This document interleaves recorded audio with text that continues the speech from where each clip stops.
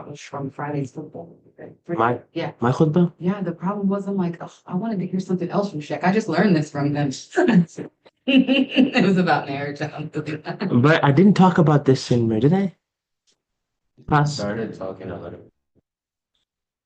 I did it more because I had a few, young guys come to me at the masjid, Mm. and I felt really bad for them. I was just joking, Shaq, by the way. No, no, no. When did you start learning Arabic, or was it something? Did you say you grew up in some? I kind of did, yeah. I was 13 when I started learning it. So you Cover? 12, 13. I did my 13th birthday there as soon as I got. where'd you live before that? Do I?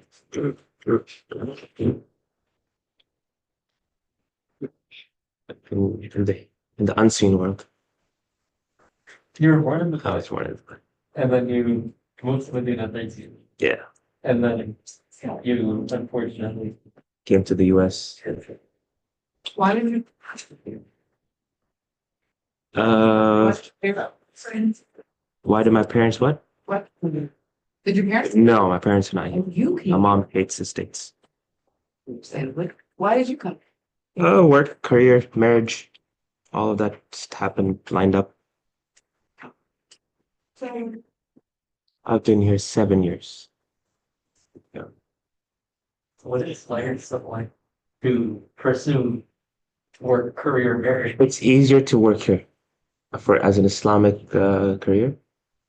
Because over there you need to be like so qualified. Not only qualified, it's very restricted and only for citizens. And over here, I don't need any permission. I can teach wherever I want, however I want. need a permission.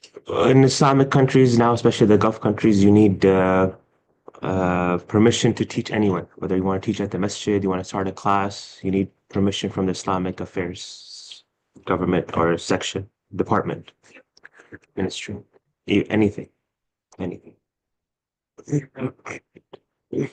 No, they live in Dubai.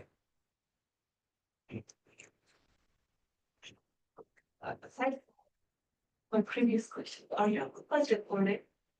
I record them for my dad, but not publicly. So it's not on YouTube.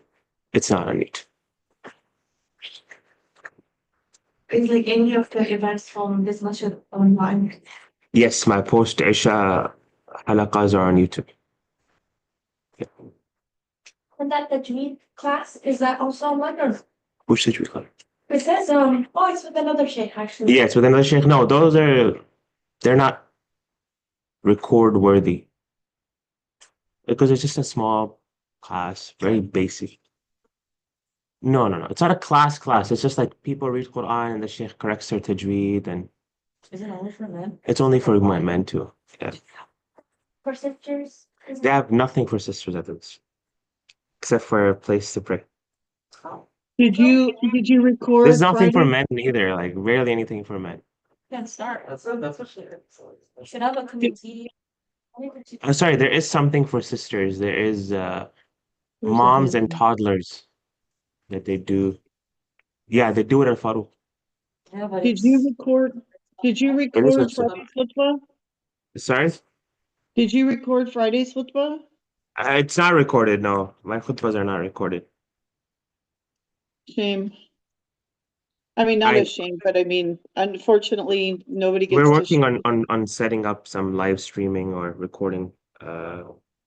Yeah, but everyone who's quoted us has given us a very hefty fee. So let's see if we can work on something. Oh, is that it? Oh, okay, because it was a very good khutbah, mashallah. Do you have office hours today? I do have office hours. I have office hours till Thursday. I'm going to be at the masjid till Thursday. Do we have WhatsApp whenever you're free? Yes, I did get the message. Jazakallah khair. Yeah. I like Masjid Al Farouk. It was nice to have family events Yeah, because events. the park is right there. Like a lot of masajid don't have that. So True. Yeah. And location-wise, Farouk is amazing. Yeah. Another thing you said it's not part of ISGH, but on the property it says property of ISGH. ISGH rents the school, Academy. The initial plan, Al Farouk wanted to donate the masjid to ISGH, but things did not work out, and they had donated a small piece of land, and then there was a bit of a disagreement. So Al Farouk kept majority of the land and bought extra land to build the masjid, and that land that Al Farouk donated to ISGH remains under ISGH's property and ownership, but they allow Al Farouk to use it as a parking space, even though Al Farouk bought it and gave it to ISGH. But yeah, things didn't work out in transitioning the ownership of the masjid. Towards ISGH. If Farouk was run by ISGH, there would be a lot. A lot more programs. It will be a lot more mess. That's No, for sure. like ISGH. ISGH is a mess right now. So yeah, How long doesn't Maryam have an imam? they don't have an imam at all. They don't have an imam right now. Not Farouki technically he's a youth director. Not on paper. On paper, he's a youth director. They have been interviewing imams for 2 years, 3 years, They want a resident scholar. and an imam. His official position is not an imam. Seriously. Yes, Because the entire which has caused issues for them. like everything official, other than I guess ABAP and job title that I haven't seen. Yeah, He's essentially an imam. All the zone council refers to him as an imam. he fills in the role, but he's not they didn't hire him as an imam. So like he's a placeholder. He is just filling in a void that there's there. Yeah, and I think they are not giving him the right pay as of an imam. He is, of course. As the imam, but without pay. Yeah, Well, ISGH, even if they pay imam pay, it's still ISGH. only last 6 months they hired 3 or 4 imams. Before that, Maryam did not have an imam. Sinat didn't have an imam. Side out was in a rough circumstance. Yeah. Sabreen had a lot of problems with their Imam Tokir. Because he won. He wanted to leave, whatever. What else masjid do we have? Salam did not have an official Imam. Sheikh Mamdouh was there. Or Sheikh Mamdouh, like That was Al Salam. knowing what That was happened. Al Salam. That was also majority of the masajid of ISGH did not have imams. Interesting. I never really thought of RYC doesn't have. RYC now has a part-time imam, but they didn't have an imam for the longest time. Hamza did not have an imam for a while. Yeah. Hamza gave us a go. He is still the GOAT. I mean, yeah. No, he's still here. So Bear Creek recently, last week, got an imam, or last month. They didn't have an imam for the longest time, I don't think Mariam's still looking for him. They are. but they don't know what they want. How come they're without imams? Is it more political? There are too many chefs in the kitchen. People on the board, when you have a huge board, nothing gets done. Political. Now in Dallas, to be a board member, you need to go through training. That's so good. And part of the training is they go visit the imam's family for them to understand the imam is a human being. Good. Let's do our student body of Silva, initiative for Houston as well. For all of our. Alhamdulillah. We have fun.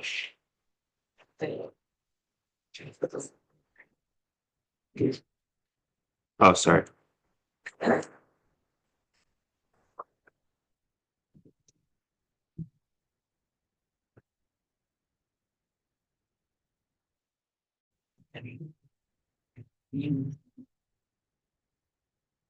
right, Bismillah ar-Rahman ar-Rahim, Alhamdulillah, wassalatu wassalamu ala nabiyyina Muhammad wa ala alihi wa sahbihi ajma'in. Allahumma la ilma lana illa ma 'allamtana, innaka antal alimul hakim. اللهم علمنا ما ينفعنا وانفعنا بما علمتنا وزدنا علما اللهم لا سهل إلا ما جعلته سهلا وأنت تجعل الحزن إذا شئت سهلا.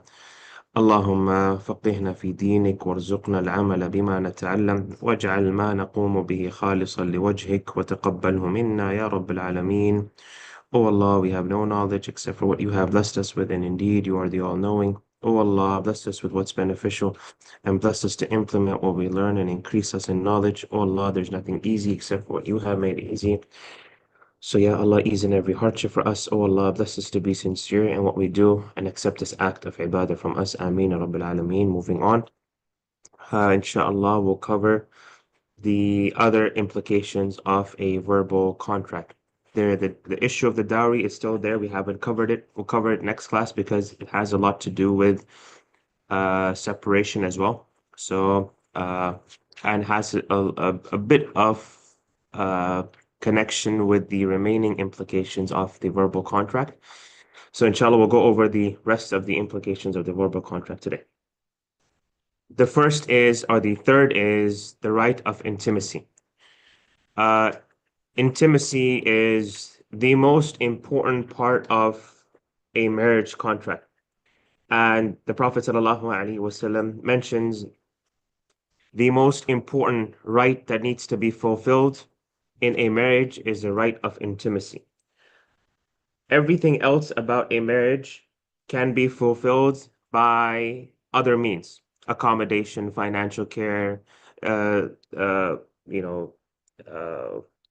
providing a food and so on and so forth, provision. All of that can be provided by someone else or by the parties themselves for themselves. But for the right of intimacy, Allah subhanahu wa ta'ala has made it very restricted to only be allowed between a couple or between a married couple. And hence, it is important that it is fulfilled and it keeps the marriage healthy. It keeps the marriage, it helps resolve issues in the marriage and so on and so forth. And at the end of the day, it's an ibadah, it's an act of worship. Being intimate with your spouse is an act of ibadah. The Prophet ﷺ mentioned that explicitly in a hadith. And to the point that it's a right for both the husband and the wife. And if one of them is denying the other without a valid reason, then that is grounds for annulment. One of them have a right to annul the marriage. A valid reason was like, I am not interested. Oh, valid reason, sorry. A person is sick, a person has a medical condition, a person is mentally struggling with intimacy. A person is on their period. The wife is on her period. All of these are rights of, all of these are valid reasons of saying no. Basically, anything that will entail harm.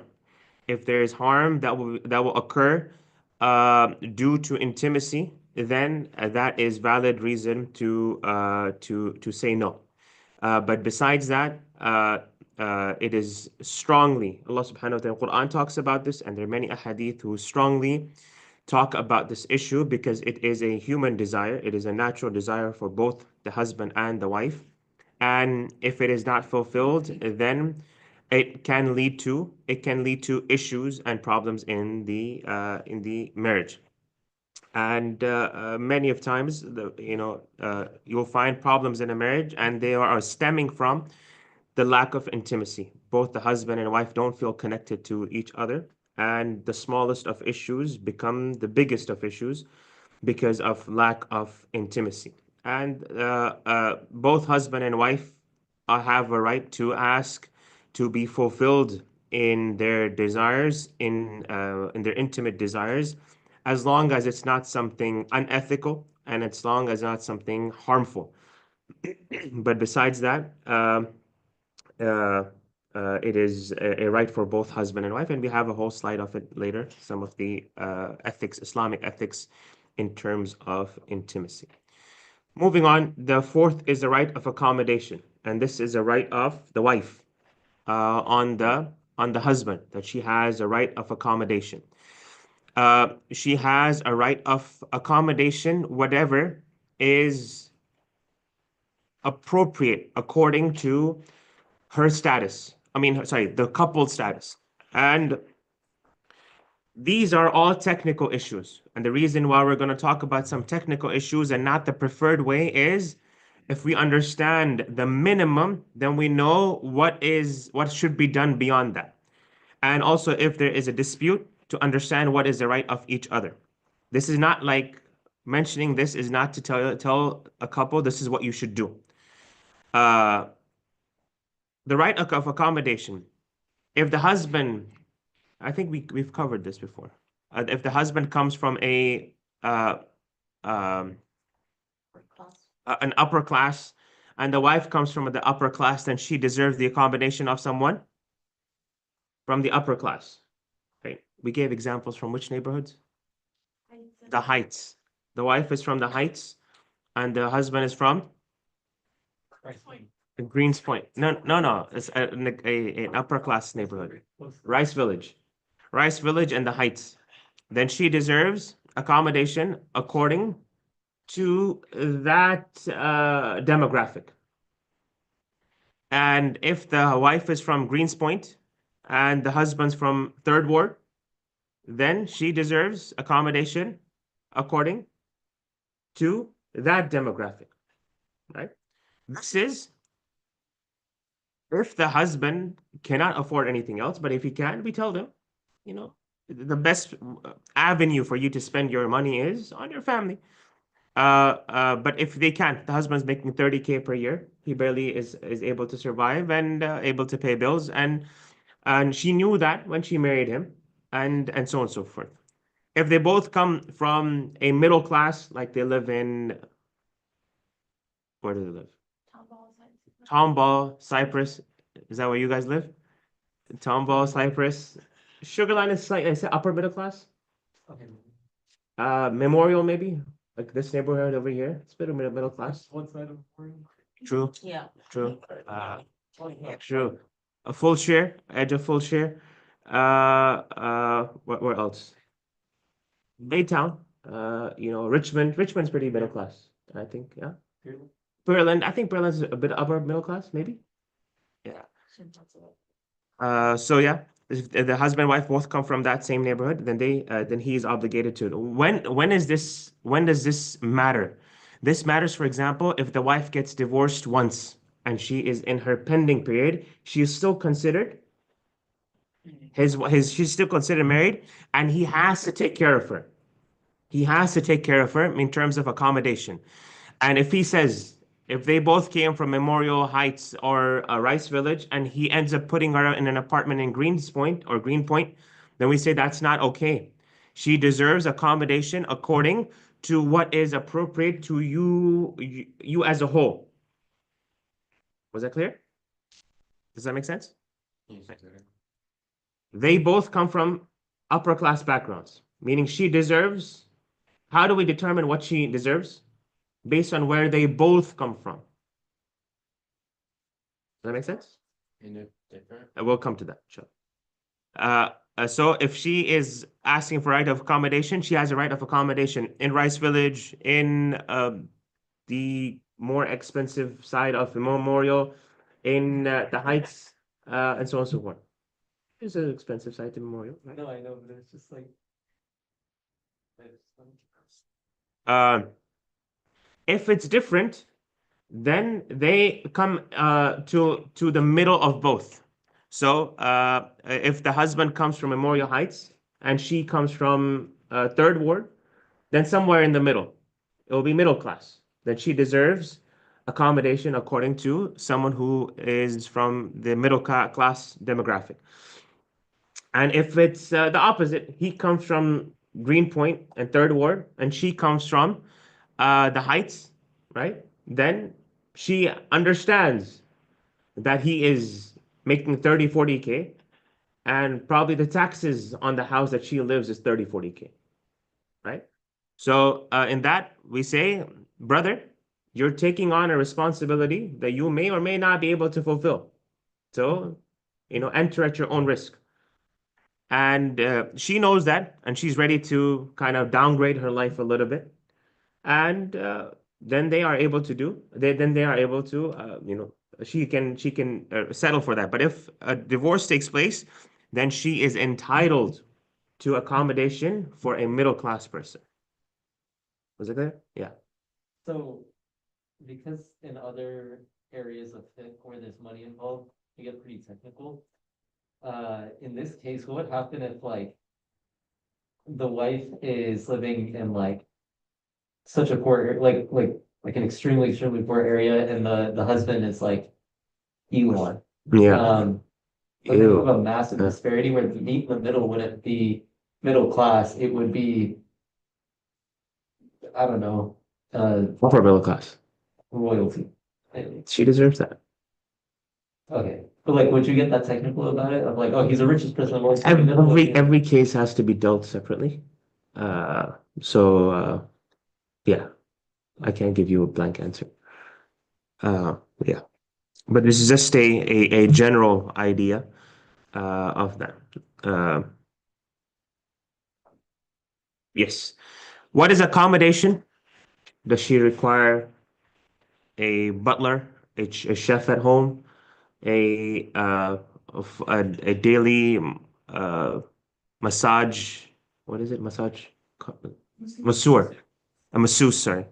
Does she require someone to, build a farm in the backyard? Whatever. Is that all that she entitled to? We say whatever the norm of the society is. Whatever the norm of the society. Over here, we say societal norms matter. So over here, for example, in our society in America, what is a normal way of living? It requires rent. It requires electricity. It requires water. It requires what else? Wi-Fi.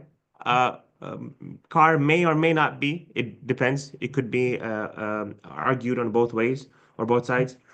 What else? Cell phone. A cell phone.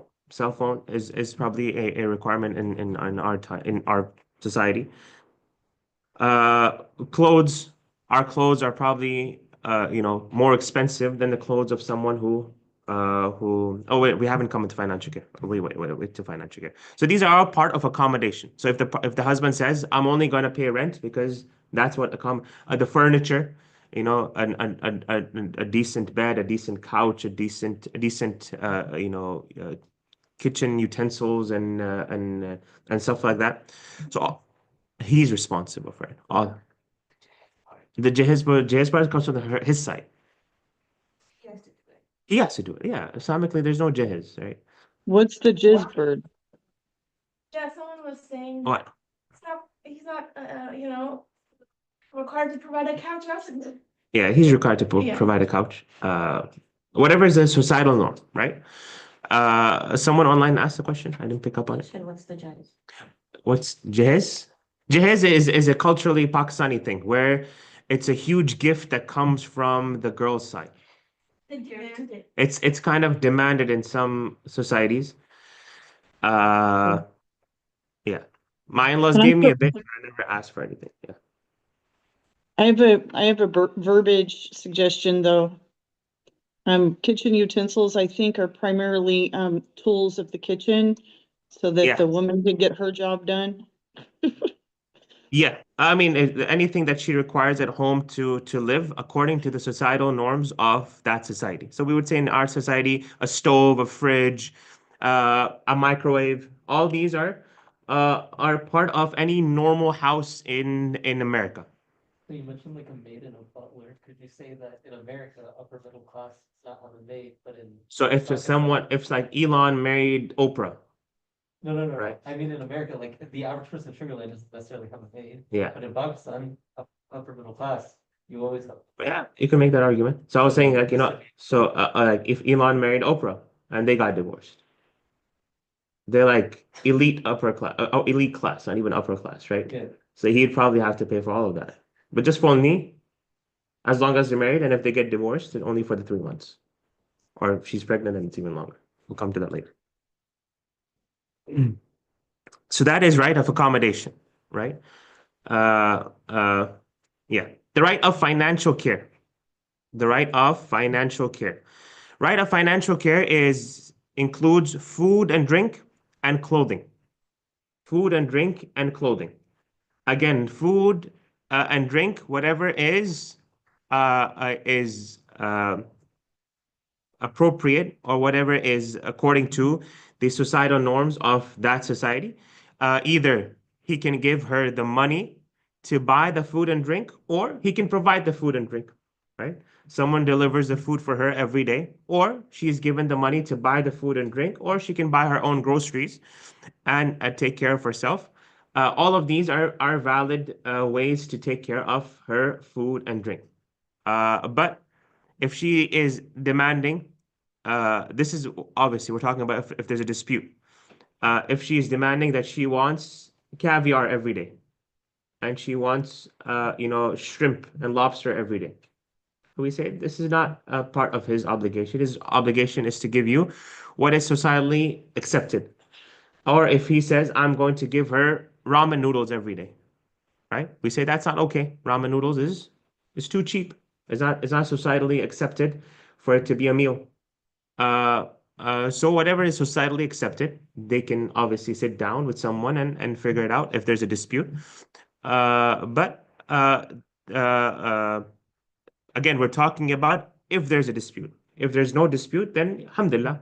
If they're both okay with how things are going on in their life, alhamdulillah. And yeah, so this is in terms of food. This in terms of food. Same with drink, water, whatever it may be. And in terms of clothes, the Hanbali scholars say whatever a woman needs in terms of her prayer, whatever is required for a woman to pray in, that is her right to ask for in financial care. So that would be her right in clothing. This is if there's a dispute. Obviously, the more the better. Right. Just because we mentioned the minimum requirement, it's always better to mention the virtue of spending on your family or taking care of your family. The Prophet ﷺ says that a dinar, if you want to translate, a dollar spent in charity is a great type of sadaqah. A dollar spent for the poor and needy is a great type of sadaqah, and a dollar spent on your family is the greatest type of sadaqah.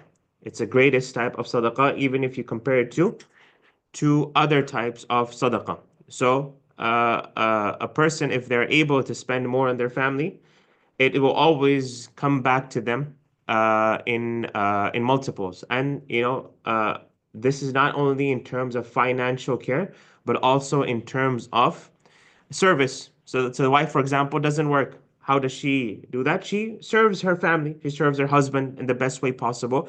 And that will be her sadaqah, her charity, her way of invoking the blessing of Allah in her life and in her time, and so on and so forth. Yes, patience. Oh, we're sharing a screen because of the echo in the last class. I didn't understand what you were saying about whatever is needed for prayer. Yeah, whatever a woman requires to pray in, that is the minimum she has a right to ask for. Obviously, with that comes with also stuff that anything that is required for hygiene purposes, in terms of cleaning, like soaps, shampoo, all of that would fall under financial care as well.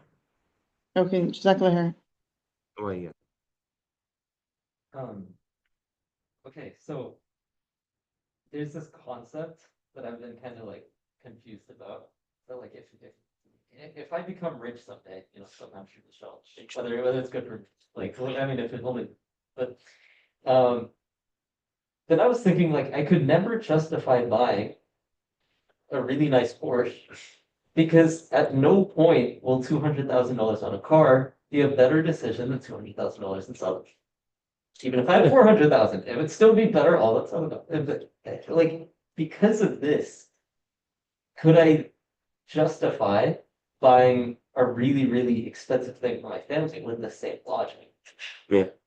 So we would say, so there are a few things. First, there is a side of permissibility and the side of preferred.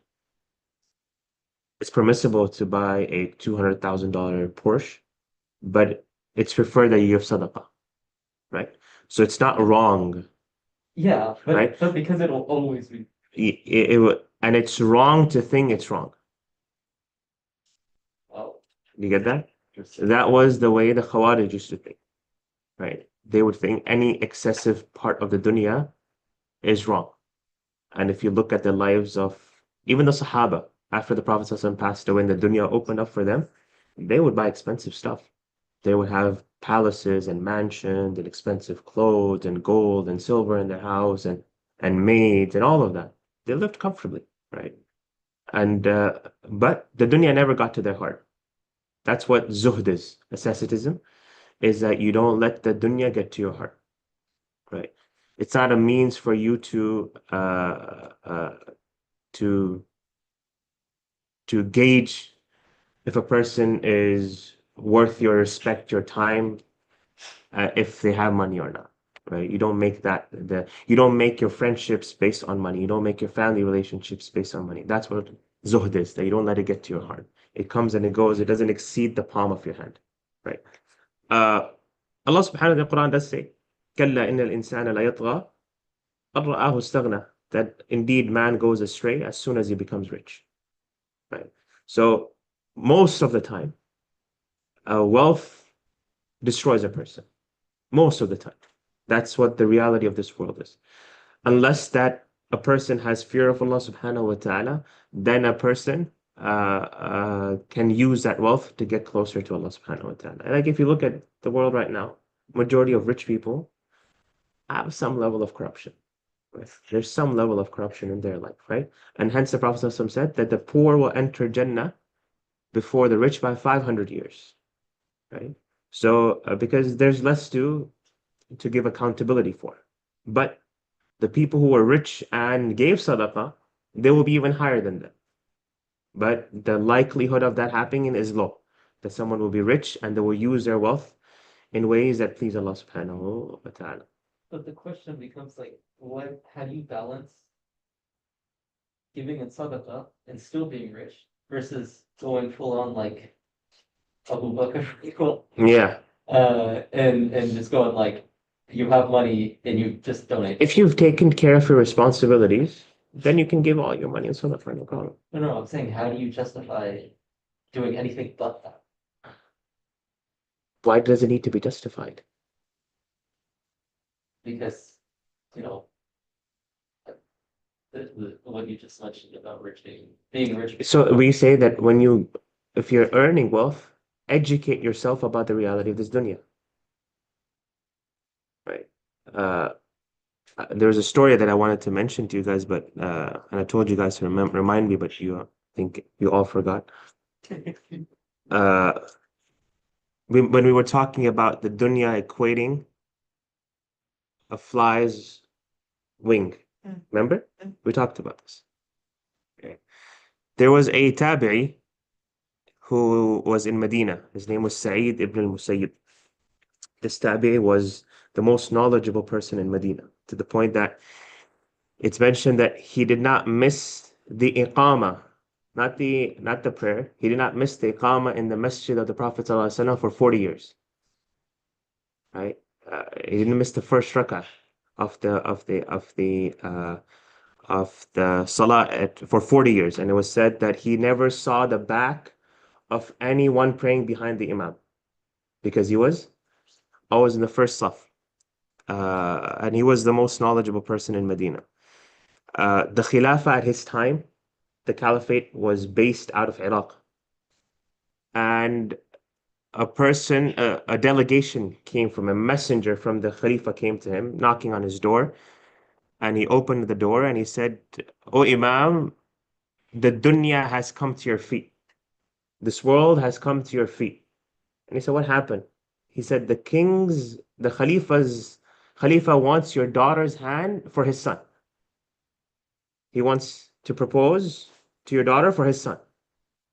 Khalas, you're royalty now, right? You have access to the Khalifa, and the Muslim, kind of empire was huge, and it was pretty, prosperous and wealthy, and alhamdulillah, things were going very well for Muslims at that time.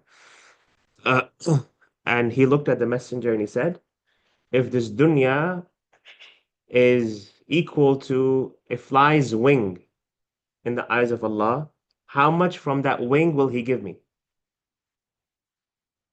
Right? You said that he's given me the dunya, and the dunya in the eyes of Allah equals or is less than a fly's wing. How much from that wing will he be able to give me? And he said no. And he rejected his proposal. And he had a student. The student was extremely poor. And this student, he was married and his wife passed away. And Imam Sa'id rahimahullah ta'ala knew that he was a pious man. So he told him that I'll give you my daughter. And the student thought that Sheikh is just being nice to him, right? Someone says, if I had a sister, I'd give you in marriage, right? People say that all the time. If I had a daughter, I'd give you in marriage. And after Maghrib, he knocked on his door. And he said, who is it? And he said, Sa'id. And the student says, I thought about every Sa'id in the world, that it would be him, except for my teacher, Sa'id al-Musayyib. I wouldn't imagine he would come to my door, right? Who am I? And he opened, he said, Sa'id al-Musayyib was there. And he came with his daughter, and he said, we're ready to do the nikah. And they did the nikah, and he went back to his mom and said, I just got married to Sa'id al-Musayyib's daughter. And she said, Wallahi, you will not, spend any time with her until I can, have a proper giveaway for her. Like she can get ready, she can have her day a little bit. And he said, I didn't have food. So I went to my neighbors and I got some food. And my mom prepared her, meaning she put some henna, beautiful clothes and all of that. There was a little bit of a meal, a small feast. And then I stayed with her. And then he said, for a few days, my teacher did not ask me about anything. Then after a few days, he asked me, how's everything? He said, everything is good. He said, alhamdulillah. Anybody? That's it. So this was the story of the dunya. Approximately if, what year was that? Oh, Sorry? approximately what year was that? This was probably in first 30, 40 years after the Prophet ﷺ passed away. So around year 40, 50 Hijri.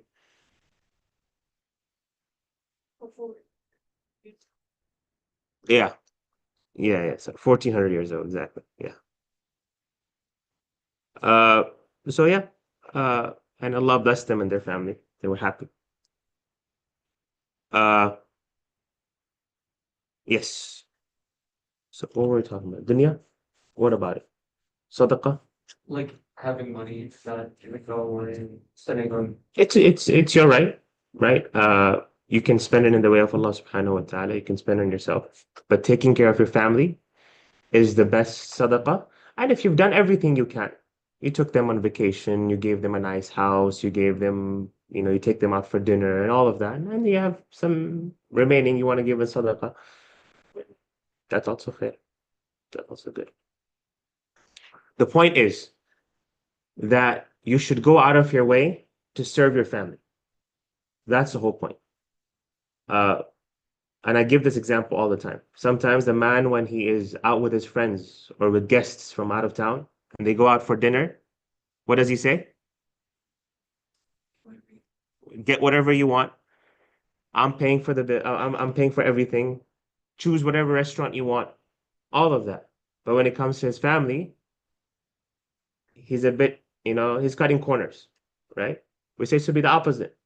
With your family, you should tell them whatever you want, right? Except when you go to Target. Don't tell that to them. It's a bit fun. But go whatever you want, have whatever you want. and so on and so forth, because they have a much higher right on you. Same with your parents as well, not only just your spouse, your cousins, your uncles, your aunts, your grandparents, your parents, your brothers, your sisters. All of them deserve that kind of generosity and that kind of kindness. And same we say about the sisters. Sometimes when you go over to someone's house, you know, uh, the wife will make bamia. She'll make you know what bamia is? Oak and with some uh grilled chicken with potatoes, with some rice. Someone recently made that. That's why. And so on and so forth. She'll make really delicious food. But when her husband comes, she'll make ramen noodles. Not that she does. Rihanna's husband had invited me over for dinner, so Rihanna had made us food. That's why. Uh, so yeah. So when the guests come over, she prepares the house and she does so much. But when it's only the husband or when it's only her siblings, then it's just the minimum, whatever is required to be done to get by. So all of this is a uh not prioritizing the people who deserve to be prioritized, right? And it leaves resent in the heart of the spouse. To look how my husband is doing this with so many people, and for me, it's always the bare minimum. Even though the husband, will like my wife, she does so much for everyone, but for me, it's always the bare minimum. And uh, yeah, that's about it. Any questions?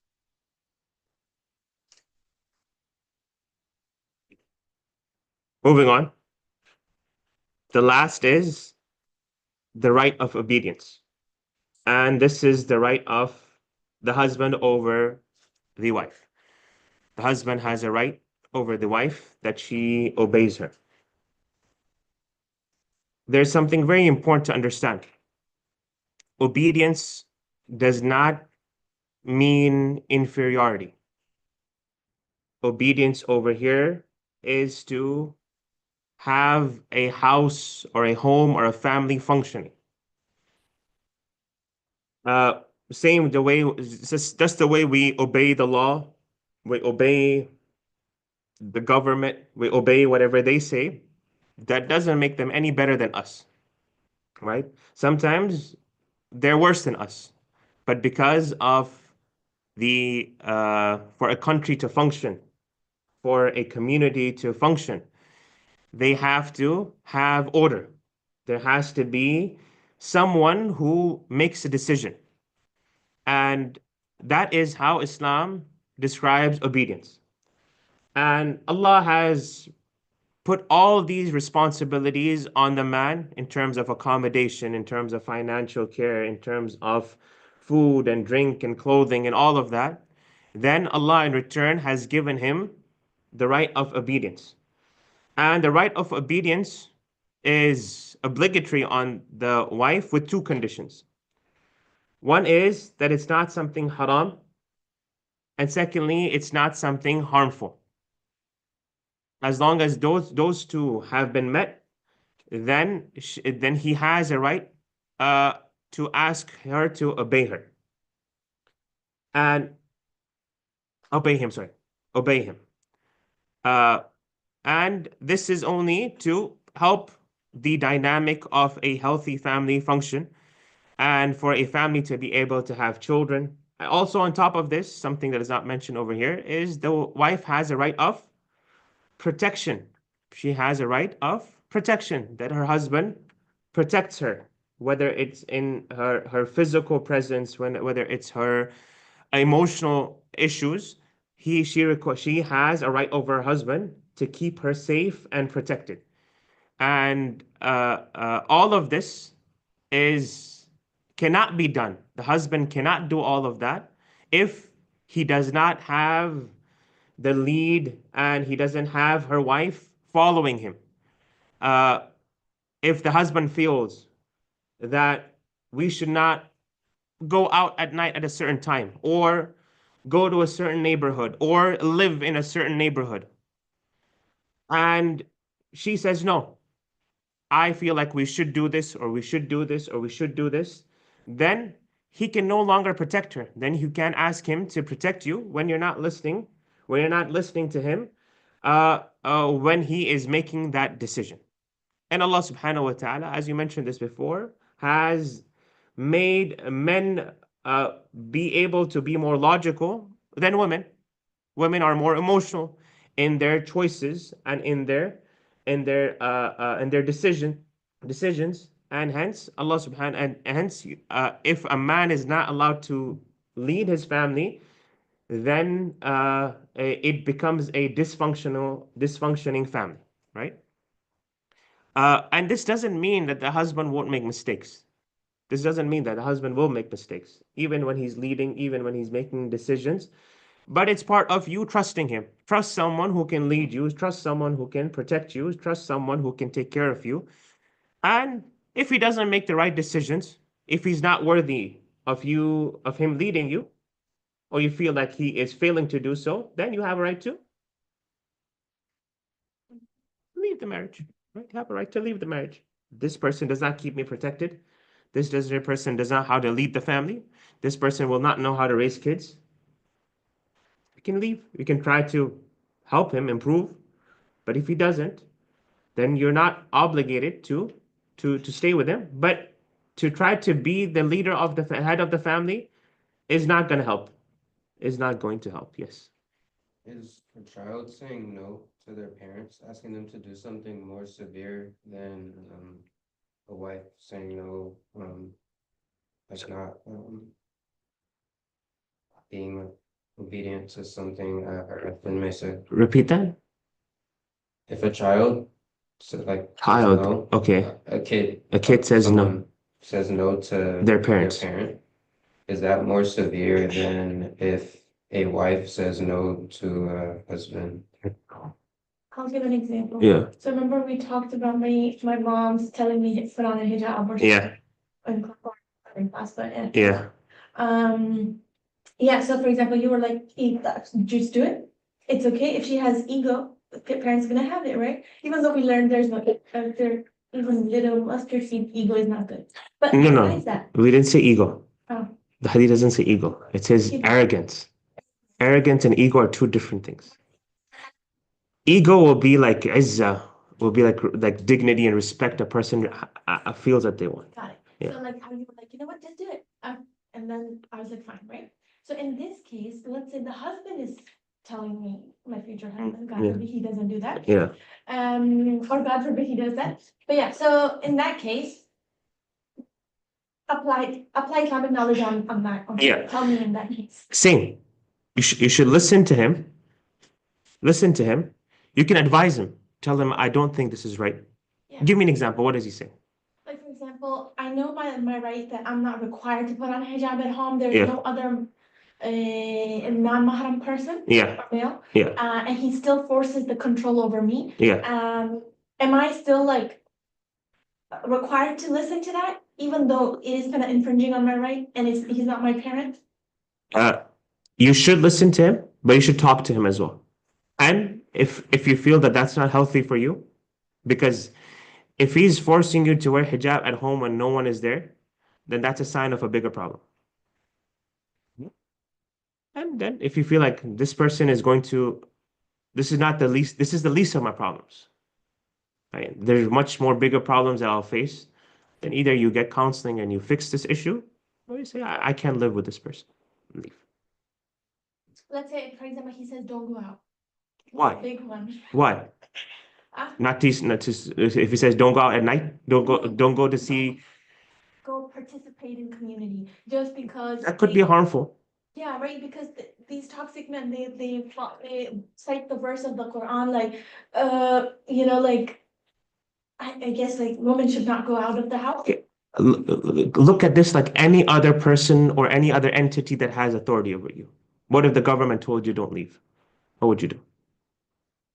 I mean, if they, like, for example, COVID, I still left the house, like, they've, like. Yeah. Oh, well, if you were in a society this was the norm, you can't leave.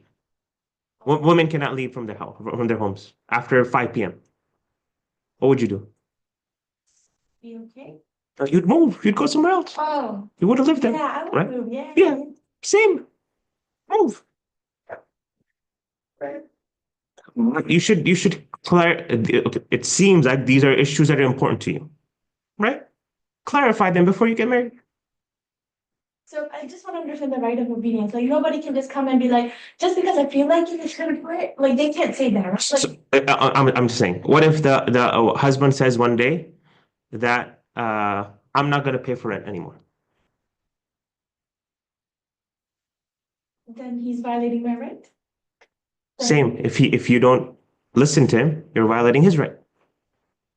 You're violating his right. He Yeah, violated your right. right. The right of accommodation is crystal clear. Yeah. The right. Obedience is also crystal clear, except if there's harm or something haram. So, like, let's say somebody, he's like, today I'm feeling like you can't do this, just because I have the right of obedience over you, or like you have to listen to me. And that's an abusive person. Right, Yeah. so in that case, the wife is supposed to listen to him or be like, You should listen to him, but if you don't want to have this issue, you can either talk to him or get out of it. Does that make sense? right, because then you don't want to be in a relationship with a toxic person. You should be in a relationship with when a person when your husband is telling you something, you trust his decision. Yeah, You trust him to the point that whenever he tells you something, it doesn't make sense to you, that you trust him, that this is something better for me. But as I said, if it comes to the point that that he is being abusive, Allah has given me a way out. I'll leave. He doesn't have an inherent right over you. The parent has an inherent right over you, right? He doesn't have an inherent right over you, meaning you can always leave that person and say, I don't want to live with a person who doesn't, and if you don't obey, let's say you say every time he asks you to do something, you say no. We say the husband, you have a right to leave her. What if she doesn't listen to she doesn't fulfill his right of obedience? You can leave her. so I know like sometimes Muslim men or traditional cultural Muslim, Yeah. they're like, you can't leave the house. And I come from. Ask him why. No, family, like my, This is prevalent. yeah, like. Okay. So now you know this is an issue that is important to you. Before you get married, talk to the person. Are you going to be someone who is going to allow me to leave to see my parents, to see my sister, to see and so on and so forth, or not?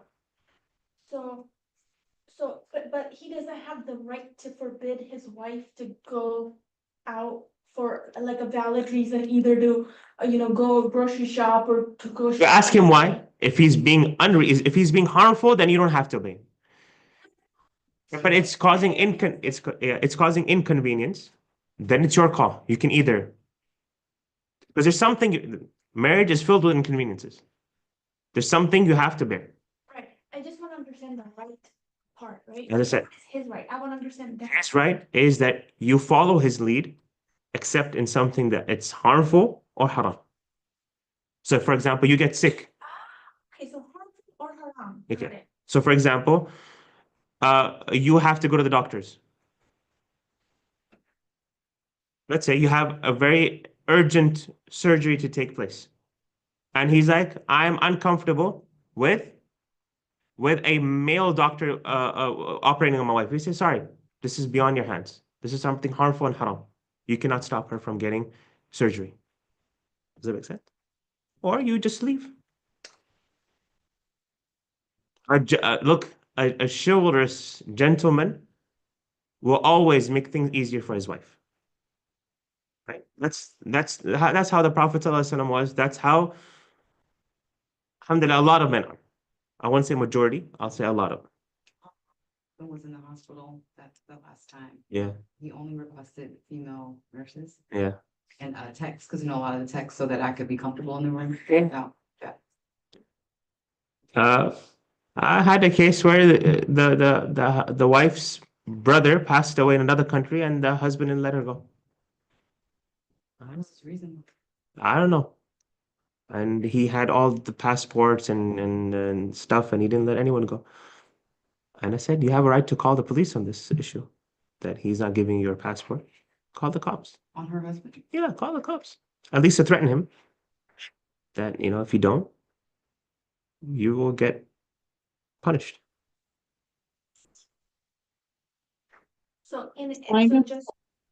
Sorry, go ahead. Yes. Hello? Yes. Don't forget about us over here. We're raising our hands. I'm So sorry. I'm sorry. that's okay. I have two questions. What group, what little bubble does protection go under in here? Is it the right of accommodation? Is that where protection goes as her I think right? it could be both accommodation and financial care because she requires protection in financial care as well, that she feels secure financially, and also accommodation when it comes to the place where she lives. She has a right to live in a place where it's safe, and so on and so forth. So it could fall under both. Okay, so I have another question. I don't know the correct verbiage and the way to ask, but I'm wondering under this right of obedience of the husband, um, like what you said about the death of the brother and not being able to go, does also, like when you said earlier in one of the other groups, I think the right of accommodation and the right of financial care, is the husband's right of obedience, does any of it come under like societal norms? Like, for example, like she has the right to go to the masjid. That was given, what, 1400 years ago? So I'm Yeah. just wondering if you could expound on like, maybe give a couple of examples of pro and con of rights of obedience. I can't think of anything cultural that would impact. It's just if it's not harmful and if it's not haram, then he has a right over her for obedience. He should not uh, ask her to do things that are not, uh, you know, are inconvenient for her or a hassle for her or will make her life difficult because marriage is based on love and understanding and care. So we say that. But if it comes down to a dispute, where, for example, if the wife, give me an example. But spends too much on groceries. Spends too much on groceries, right? She orders out every other day, and the husband's like, "I am telling you, you cannot do that." We say when it comes down to his rights, he has a right to ask for that, to ask her not to order out every other night, and she is obligated to obey him in this matter. She doesn't like it, she can leave. He doesn't like it, he can leave. Just that easy. But don't make it so easy for them to leave because there could be children in the children I'm and talking stuff. about this from a third party or a non-realistic issue or not real issue. But this is why it's important to vet the person out properly, not to just marry based on emotions and unimportant parts or unimportant characteristics of your potential prospect. Sometimes the wife is obsessed with what kind of career he has. How much money does he make? And that's the only thing that matters to him, matters to her. If he is making 200,000, 600, 300,000 per year, I'll marry him. The sister, find out, is he a good person? Is he someone who is abusive? Someone who is going to be someone who fears Allah subhanahu wa ta'ala or not? All of that is like, no worries. This is I'm not talking about hypothetical. I'm talking about real issues. These are real issues, real scenarios where the I had a father of a girl come to me and he said, Sheikh, can you do the nikah between my daughter and a Shia man?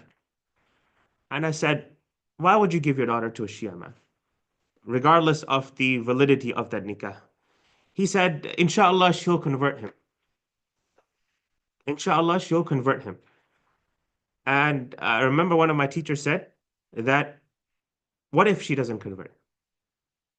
Then she has to live under the leadership of a person who she fundamentally disagrees with on basic family values, religious values, she disagrees with. Then she'll come and complain that oh, my husband is controlling. Oh, I don't like the stuff my husband says. Duh. Duh. You married someone who You did not vet properly on these issues. But if you were to find out, how does he get angry? How is he responsible at home? What is his expectations in terms of family visits? What is his expectations in finances? When you clarify all of that out, when you clarify all of that, then there's a much less likelihood of these deal breaking issues that a person will have. And same with the guy. He will marry someone who might just for the physical part, the beauty of a person. Hence the Prophet ﷺ said a woman is married for four reasons: for her beauty, her wealth, her lineage, and her religion. The Prophet ﷺ acknowledged that these four are attractive traits of a woman. But he said, go for religion, prioritize religion. And because that will make a person, that a person is more likely to be easy to deal with and fearing and more conscious of Allah subhanahu wa ta'ala in that. But if when a person goes just because of the way she looked, she was too beautiful, and he got married to her, and then he finds out that she is a very toxic person, it's your fault. You got married to such a person. Make sense? Yeah, so to me, like, I thought imams or like, I know like divorce is such a big, like, a lot of. Business. Yeah, Oh, Isn't it? it's a business. A lot of money. Divorce lawyer, making a lot of money. right? Yeah. So Allah hates the divorce thing. So I thought like if you try to work, like let's say if a person comes to you with these marital problems, you're not gonna be like, just leave. No, no, no. As I said, I was saying this in a hypothetical situation. If they're in front of me, then I'll try and my best to make them understand that don't do this. Why are you doing this? Does it say anywhere that Allah hates divorce? The Prophet ﷺ said the most hateful halal, or the most disliked halal thing to Allah is divorce. The most disliked halal thing, not from haram stuff. Oh, shaitan loves divorce. Yeah, shaitan loves divorce. There's a hadith where shaitan receives his disciples every day, and he asks them, "What did you do?" He said, one will say that I caused someone to drink alcohol. He said, "You didn't do anything." I caused someone to fall into interest. You didn't do anything. The other person comes and said, I caused a divorce and a family to split. He said, you are my favorite. Because the consequences of uh, a divorce are sometimes lifelong, sometimes generational, that a person struggles or has to deal with the consequences of a divorce. Kids are lost. You can read about the statistics. People who are in prison, there's a higher chance that a person will go to prison if they come from a split family, meaning the parents are divorced, or a single parent, than if they have two stable parents at home. So it causes communal damage, it causes societal damages. A person lacks discipline. When you look at some people doing stupid stuff, and you'll be like, where's the parent? Like, did no one teach you not to do this? So yeah, that's why shaitan is very, and hence Allah subhanahu wa ta'ala has made this issue of obedience, that you need a functioning family. If the husband and wife disagree on something, who makes a decision? The husband, why? So that the family can function. It might be the wrong decision sometimes he makes, but it's better than them disagreeing, which will get nothing done and which will have more problems. A mistake that is made, that can be fixed, and most likely can be fixed. And hence it helps the family function. And sometimes because of uh, and it's caused by abusive husbands, that there's been a pendulum effect of feminism, where any obedience is looked at something negative and something inferior. But it's not. I'm obedient to my parents. I'm obedient to my director at work. I'm obedient to the government, right? A woman will obey her boss at work, but will struggle to obey her husband. Why? Because she gets a paycheck from him, and over here there's no paycheck. Isn't there still room for like discussion, I guess. Look, communication will solve 90% of your problems. Just communicate. The thing is, no one knows how to communicate from the beginning. Everyone has to learn how to communicate. They think that they know how to communicate, but no one knows how to communicate. They learn that my wife likes this, my wife dislikes this way of talking to me, and my husband likes this way of talking to me and dislikes this way of talking to me. Or these are times where my husband does not respond properly. These are times where my wife doesn't respond properly. And once you figure that out, things get much better. Right? Things get much better. So communication, it's all about communication. Not only in marriage, in anything in life, if you communicate something properly to someone, they'll listen. But if you don't communicate it properly, then they won't. The Prophet ﷺ, when he was communicating with the kings of Persia and Rome and the Roman Empire, they told the Prophet ﷺ, we don't want Rasulullah, the Messenger of Allah, be next to your name, right? When the Prophet ﷺ would write a letter, or even in the Treaty of Hudaybiyah, when the Prophet ﷺ was having a treaty with the people of Mecca, the Prophet ﷺ said, Muhammad, the Messenger of Allah, and the people of Quraysh. What did the people of Quraysh say? We don't believe you're a messenger of Allah. Remove that. The Prophet ﷺ removed it. Muhammad ibn Abdul Muttalib, Muhammad ibn Abdullah ibn Abdul Muttalib. He could have said, I believe I'm right, therefore you should listen to me. And it's not going to work. This is the way they like to be communicated. The Prophet ﷺ communicated in the way they wanted to be communicated with. When the person who came to negotiate the treaty with the Prophet ﷺ, his name was Suhail. And Suhail meaning something easy. It's from Sahal. In the dua, we always say, Allahumma la sahla illa ma ja'altahu sahla. And he was a staunch enemy of Islam. He had killed Muslims. He had locked up his own son for becoming a Muslim. When the Prophet ﷺ saw him, he called him by his kunya, Ya Aba Yazid. Kunya is used to respect someone. The Prophet ﷺ talked to him in a way that he likes to be talked to, and that will eventually open him to Islam, and it did. He became Muslim eventually, right? Because the Prophet ﷺ wanted him to listen to him. And sometimes it takes time. This person was an enemy of Islam for how many years? Hudaybiyah took place in the 6th year. 19 years he's been an enemy. And the Prophet ﷺ is slowly and slowly and slowly trying to convince him. After 19 years, after almost 2 years after that, he became a Muslim. So it took him 21 years to become a Muslim. But with the right communication, he was able to change the heart of someone. So to convince your spouse to put the shoes on the rack is not that difficult, right? Just communicate with him properly. Does that make sense? But if you're coming in with the purpose of making him feel guilty, then he is gonna fight back. And if same with him, if he comes to prove her that she is wrong in what she's doing, then she's gonna retaliate. Because both the husband and wife, the last thing they want to know is that they're a failed spouse. They don't want to feel like that. A husband doesn't want to feel like a failed husband, and the wife does not want to feel like a failed wife. And the man doesn't want to feel like a failed man, and when the wife doesn't want to feel like a failed woman. And when a person attacks that role of theirs, then they get into defensive mode. You do not do what you're supposed to do. If you say that, then you're not going to get a good response. But if you start off with something kind, I love the way you made food for me. I love the way you take us out for food, whatever it may be. You start off with something positive. If you could do this, if you could say this, and you will find that they are very receptive to that. Or if it's a more serious thing, then you show them kindness and love throughout the day.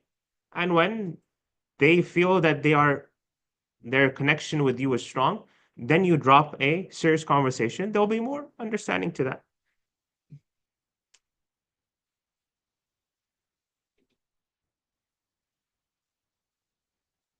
Any other questions? Okay.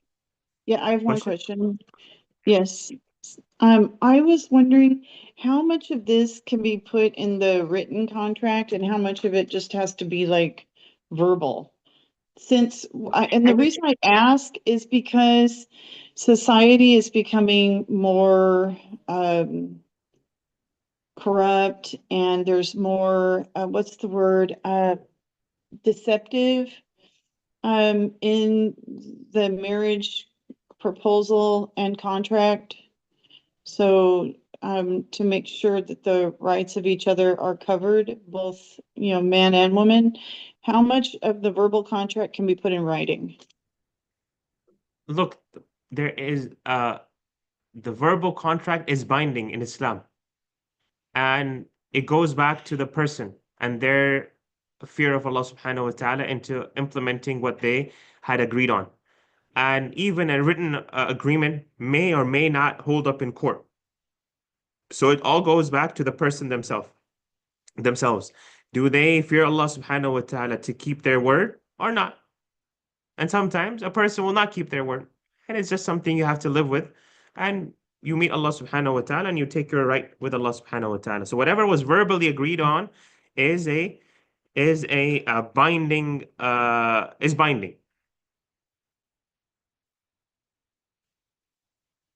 Does that answer the question?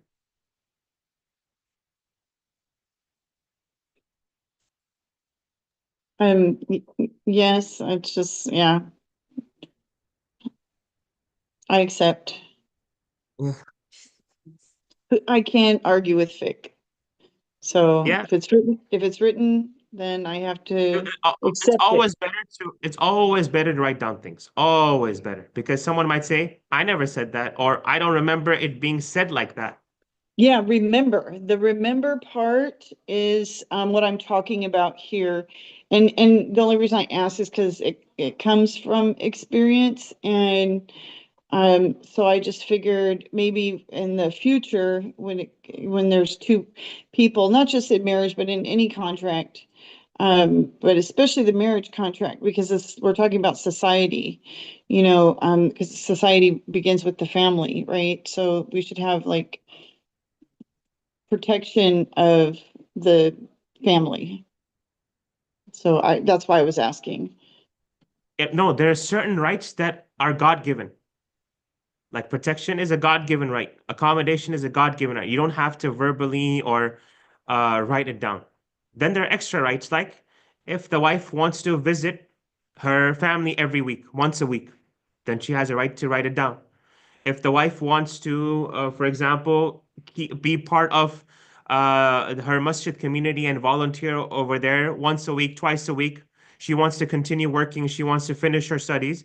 These are all rights that she can stipulate in the contract. Or the opposite, the husband doesn't want the wife to work anymore. The husband doesn't want her to visit her family every week. Then he has a right to stipulate that, and she has a right to either agree to that or not agree to that. And it can be written down. It should be written down, but a verbally agreed contract is binding in Islam. But if it's written down, it just makes things easier. Great, thank you. Jazakallah khair. Any other questions? Yes. Yeah, I have a few, on different levels, just to make sure. So the right of intimacy, are we gonna, discuss that in detail later on? Yes. So, We can quickly go over it. I don't mind. okay, I had some questions because of, yeah, anyways, for right now, so it says, you said that it was grounds of annulment if it's not being, fulfilled. So let's say if, the husband is not being fulfilled in that department, and he says, hey, I want a divorce, because the divorce is on his, like, he controls it. So in that case, you called it annulment, so like, in that case, does she have to return the mahar because she's not fulfilling his right, or because he's initiating the divorce, like, He could have a right to the mahar, but it depends on how much of the intimacy wasn't fulfilled. Let's go over it, inshallah, when we cover the details. okay, and the right of financial care, you said like food, clothing, and whatever is societal norm, can it be like familial norms, so like whatever the woman or, the wife is, Give me an example. uh, like, for example, sometimes maybe it's not societal norm to have things like free range eggs or organic milk or, like all organic stuff. So like, so if she's familiar with that or she grew up with that, is that like, is that like familiar norms, I don't think our society, I mean, if she comes from that background and he comes from that background, then obviously that she's entitled. Comes, he doesn't. Uh, then she can ask for like money and she buys it, right? Whatever it costs, and then she kind of has to sometimes cut corners somewhere and she can afford more organic stuff. Okay, so it's not her right to have. I don't think so because right now I don't think our society, a societal norm is that everyone has organic food. Right, so that's what my question was. So can I put in familial norm or No, no. Over Okay. here, familiar, no, Okay. no. Okay, got it. Because yeah, every family is different. No organic eggs. No, it's not organic. It's free range, sister. Pasture raised, pasture raised. That's the best. Pasture raised. Those taste good. Huh? GMOs taste good. GMOs taste good. Organic grass-fed milk like tastes really good. Really. Yeah, but are you lactose intolerant? I'm like extremely, or not extremely, but like it happens very easily. Oh, if you have grass-fed organic milk, it tastes really good.